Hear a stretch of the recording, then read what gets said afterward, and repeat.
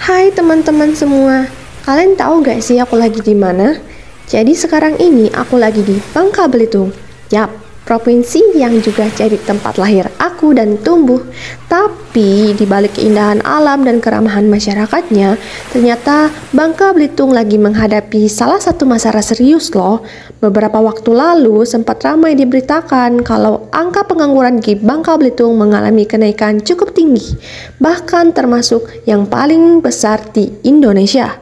Nah, hal ini tentu jadi perhatian penting, apalagi bagi kita generasi muda yang nanti akan ikut berperan dalam pembangunan ekonomi daerah.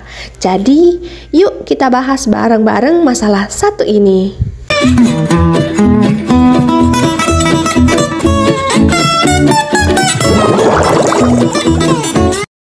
Jadi teman-teman, menurut data yang diberitakan oleh IDN Times tahun 2024, Bangka Belitung mencatat kenaikan angka pengangguran tertinggi di Indonesia, terutama disebabkan oleh lonjakan besar kasus PHK atau pemutusan hubungan kerja.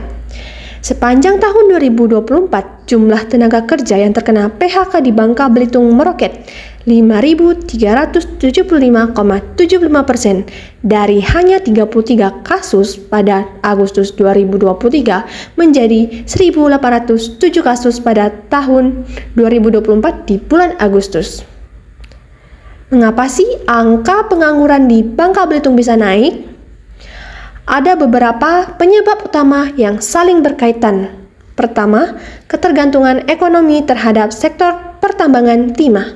Selama bertahun-tahun, sektor ini menjadi penopang utama ekonomi daerah. Namun, ketika produksi tambang menurun dan aturan semakin ketat, banyak pekerja kehilangan mata pencaharian. Kedua, minimnya diversifikasi ekonomi. Sektor industri, jasa, dan pariwisata sebenarnya memiliki potensi yang besar, tetapi belum dikembangkan secara maksimal. Padahal, Bangka Belitung terkenal dengan pantainya yang indah dan budaya lokal yang unik. Ketiga, adanya ketimpangan keterampilan tenaga kerja. Banyak lulusan sekolah dan perguruan tinggi belum memiliki keterampilan sesuai dengan kebutuhan dunia kerja. Inilah yang disebut skill mismatch, di mana kemampuan tenaga kerja tidak sesuai dengan permintaan industri. Keempat, masih terbatasnya investasi baru yang mampu membuka lapangan kerja. Beberapa investor masih ragu karena infrastruktur belum merata dan birokrasi yang cukup panjang. Akibat dari hal-hal tadi, kesempatan kerja menjadi terbatas, sementara jumlah pencari kerja terus meningkat setiap tahun. Tingkat pengangguran terbuka sendiri di Provinsi Bangka Belitung juga ikut meningkat. Misalnya pada tahun 2024 di bulan Agustusnya, TPT atau tingkat pengangguran terbuka sebesar 4,63% meningkat dibandingkan Agustus tahun 2023. Lalu pada Februari 2025 tercatat TPT bubble 4,17%, naik 0,32 poin persen dari sebelumnya.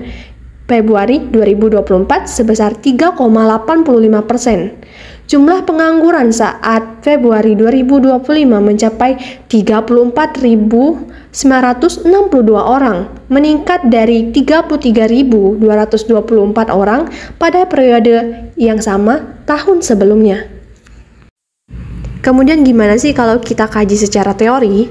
Jadi, dalam teori ekonomi pembangunan, tingginya pengangguran menunjukkan bahwa pertumbuhan ekonomi belum inklusif. Artinya, belum bisa menjangkau seluruh lapisan masyarakat. Menurut teori dualistik ekonomi W. Arthur Lewis, fokus pembangunan yang terlalu berat pada satu sektor seperti pertambangan membuat sektor lain seperti pertanian, jasa, dan industri kreatif tertinggal sehingga terjadi ketimpangan sektor dan pendapatan. Sementara itu, berdasarkan Human Capital Theory, rendahnya kualitas dan keterampilan tenaga kerja membuat masyarakat sulit bersaing di pasar kerja modern, terutama di era digital. Terus, gimana dong Kak cara mengatasi masalah pengangguran ini? Jadi, untuk mengatasi pengangguran di Bangka Belitung, dibutuhkan langkah inovatif dan kolaboratif. Pemerintah dapat bekerja sama dengan kampus dan dunia industri untuk memperkuat pelatihan vokasi serta kewirausahaan di bidang pariwisata, perikanan modern, dan digital marketing. Selain itu, UMKM perlu diberdayakan melalui teknologi agar produk lokal mampu bersaing di pasar luas. Perekonomian juga harus lebih beragam, tidak hanya bergantung pada tambang, tetapi harus dikembangkan ke sektor pertanian, jasa, dan wisata. Dengan dukungan infrastruktur yang baik dan kerjasama lintas sektor, Bangka Belitung dapat menciptakan lapangan kerja baru sekaligus membangun ekonomi yang berkelanjutan dan inklusif. Nah, jika langkah-langkah tadi dilakukan dengan konsisten, maka dampaknya akan sangat positif. Tingkat pengangguran bisa turun, pendapatan masyarakat meningkat, dan perekonomian daerah menjadi lebih mandiri. Selain itu, masyarakat juga akan memiliki rasa percaya diri baru karena merasa berdaya secara ekonomi. Inilah tujuan dari pembangunan, bukan hanya angka pertumbuhan ekonomi, tetapi juga kualitas hidup manusia yang lebih baik. Baiklah, sekian video pembelajaran hari ini. Terima kasih yang udah nonton. Saya Fikriya Suryani pamit undur diri. Wassalamualaikum warahmatullahi wabarakatuh.